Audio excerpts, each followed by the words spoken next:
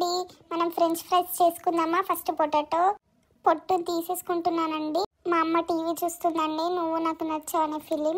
తర్వాత పొటాటో పొట్టు తీసేసుకొని అవి కట్ చేసుకొని అందులో ఉప్పు వేసుకొని పొయ్యి మీద కాసేపు వేయించుకోవాలి. అవి గరమై మెత్తగా అయ్యే వరకు చూసుకోవాలి. బాగా ఉడకనివ్వద్దు, కొంచెం ఉడకనివ్వాలి, ఎందుకంటే చాలా మెత్తగా అయిపోతాయండి. తర్వాత అవి ఆరబెట్టుకోవాలి. ఒక క్లాత్ పైన వేసుకొని దాన్ని చల్లార్చుకోవాలి. తర్వాత కడాయిలో ఆయిల్ వేసుకొని మనం ఇందాక ఆరబెట్టుకున్న పొటాటోస్ అన్నీ అందులో వేసుకోవాలండి. తర్వాత కడాయిలో కాసేపు అలాగే ఉంచిన తర్వాత అవి తీసి చల్లార్చుకోవాలి. కాసేపు అయిన తర్వాత మళ్ళీ అదే కడాయిలో అవి వేసుకోవాలండి. తర్వాత చాలా ఉడకనివ్వాలి.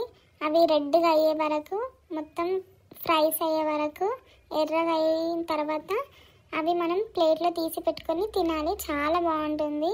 నాకైతే చాలా బాగా నచ్చింది ఫ్రెంచ్ ఫ్రైస్. మా పిల్లలకు కూడా నచ్చుతుంది.